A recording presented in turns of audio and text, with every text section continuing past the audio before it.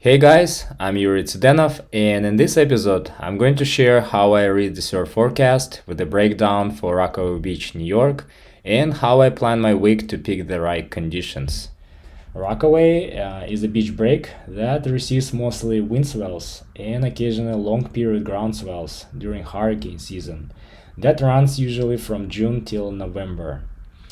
It works best in offshore winds from northwest, northwest, northeast, combined with clean wind swells from 8 to 10-second period, and the ideal swell angle from southeast and southeast.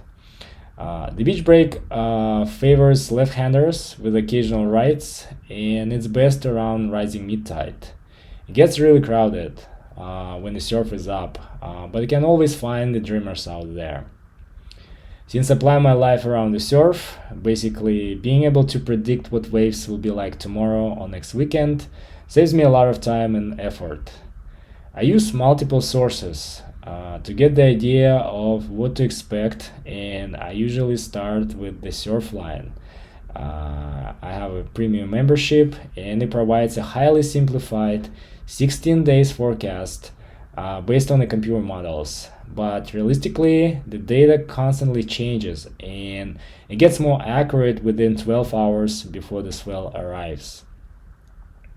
Despite the written forecast, I still prefer to use my own rudimentary knowledge of meteorological and oceanographic terminology to reduce the risk of getting skunked. For instance, coming to the beach and wondering why the swell didn't show up and it's totally flat, or it's way bigger than it was predicted. So when I check any surf forecast apps or websites, I'm more interested in the swell period, swell size, swell direction, tide, and wind direction. However, the swell period is one of the most important ones that I pay attention, and it plays as an X factor in forecasting. The swell period is actually the time that it takes for two successive waves to pass a stationary point like a buoy or jetty or rock, and it's measured in seconds.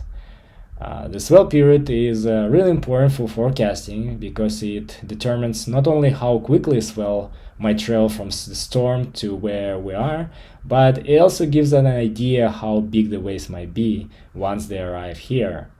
For instance, a 3-foot swell at 8-second period could create 2 to 4 foot waves on the sets, while 3-foot swell at 10 seconds will be like around 4 to 5 foot waves on the set. The long period swells are not ideal for beach breaks in general, and in most cases the waves tend to wall up and ended up with the closeouts, but there's always a chance to score some corners here and there. Let's break down this week's forecast from Surfline and apply it to Rockaway Beach. It seems that we're going to have multiple days of fun surf based on Surfline highlights, and I'm going to start with Wednesday, March 17th. Rob says that it's going to be new southeast swell building through the day, probably close to the evening. And if we look at the swell chart at 6 p.m., it's only showing 1.2 feet at 4 seconds, which is nothing. And again, this is all computer models. I would keep an eye for the afternoon, check out the cameras, and see if anything shows up earlier. Sometimes there would be some front runners coming through, and if you see anything that is rideable, I would get on it because the wind is going to be really light, basically nothing, and I expect glassy conditions. And let's take a look at the tide situation.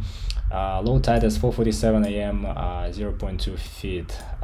So by sunset session, there's going to be 1 foot tide, which is okay, and it's going to be if there will be like 1 to 2 foot waves, it's going to be rideable if you're desperate to get into the water.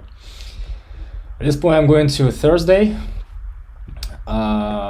We can see that Surfline says it's going to be 2 to 3 foot plus waves. and the swell at 6 a.m. Is gonna fill in overnight, and it shows 2.7 feet at 7 seconds. It's a short period swell.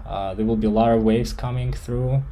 If we look at the wind forecast from surfline, it's showing really light on shore, but it's going to increase and change directions to east. It's still not going to be favorable for Rockaway, and it's going to add more texture, choppiness, and also increase through the day. So I would target only in the morning for dawn patrol session, because the tide situation is really in our favor as well. It's rising tide, so there's going to be more push from the swell, and I expect 2 to 3, maybe 4 foot waves on the set occasionally. Because sometimes when it's a rising swell, then there might be some bigger sets coming through. But keep expectation really low for this day as well. Sometimes it might change to different direction, it might drop. So I would check on Wednesday evening how Thursday looks like. But as of now, I plan my session for Thursday, that's for sure. So let's go to Friday. Friday, it's going to be the day when the mid of the swell will be peaking around 6 a.m. But the main concern is the wind. It's showing hard offshore 35 miles gust at 9 a.m. And since it's just only one wind swell, I don't have any expectations for this session in the morning, because it's going to be really challenging, and it's not really powerful swell. And this hard offshore wind may kill the size significantly. But sometimes what happens is the wind drops quickly overnight. And again, check on Thursday evening. If the wind drops to 15 or 20 miles, it's going to be surfable and will be really fun. Again, the tide is really good this week. So in the morning, it's going to be great. If the wind drops and the swell maybe kicks in even more. So let's see how the afternoon looks like. So we see that there's going to be the secondary swell building up for the afternoon. It's coming from the east, and which is not really ideal for Rockaway, but we'll take wherever comes our direction. And so this is the combo swell, and the wind seems to be dying down for the afternoon. That's where I would target the afternoon session, that's for sure, and bring bigger boards to catch more waves, because when it's windy, I prefer to surf bigger boards to get into the waves early. And again, for the afternoon session, we have dropping tide after 12:21 p.m. and it's not really high as well. It's only 3.7 feet. Usually it's around 5 feet or sometimes even 6 feet. So 3.7 feet, it's not that high. And it's going to be breaking pretty good. That's what I expect. But I'm not gonna have a lot of faith into Friday, to be honest. I will just be a little bit more conservative on this point, but I'll keep an eye on it. Let's see how Saturday looks like. It shows that the wind will be blowing offshore through overnight, and sometimes what's happening when it's blowing really hard through the night, it kills completely the whole swell, and in the morning it might be flat. Hopefully this is not the case for this week, and there will be some leftovers for Saturday. If you look at the swell chart, it shows 1.6 at 7 seconds for the east swell, and 1.4 feet at 11 seconds for the south swell. What actually happened is that this swell was at 8 seconds, and then it kind of rebuilt it overnight. It's gonna be rebuilding overnight and change the period to 11 seconds, which is pretty good. And even it's not 3 feet at 11 seconds, it's only 1.4 feet. There's still gonna be waves, and the wind will be really light. So I expect 2 to 3 feet, occasionally 4 footers, for Saturday morning, and I hope we will. I hope Surfline nailed down this properly, and we will have fun this Saturday. And for Sunday, the swells, they're still gonna be mid-period swell. If you look at this chart, 1 feet at 11 seconds, I expect longboarding waves for Sunday, with the really light offshore wind in the morning. It's gonna be fun. So that's how I break down Surfline forecast. There are also other surf forecasting websites that I use to confirm the data and actually gather all this information to have a whole picture of what to expect. For instance, I use Magic Seaweed, and it's also showing the swell, the wind, but it doesn't give you highlights or the analysis as Surfline. For the wind, there's also another one I just started using recently. It's called Surf Captain. You can get the premium subscription. It's not expensive, and pretty good, to be honest. And I like how they pretty short with their forecast. So let's see what they say for Friday.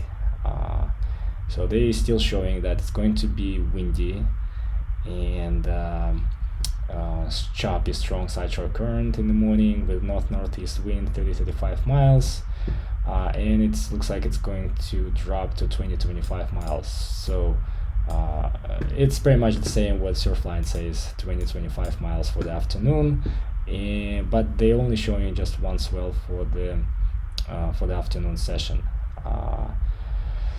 Let's see what are the websites I use. I use also the Surf Forecast. Some people, they love it. I use it not often. I forget about this website and I just keep it. But they do provide the good forecast. They give you more data in terms of energy from the wave. This is pretty cool. Sometimes I keep an eye, look at it, and they even tell you if it's across shore, onshore, or across offshore.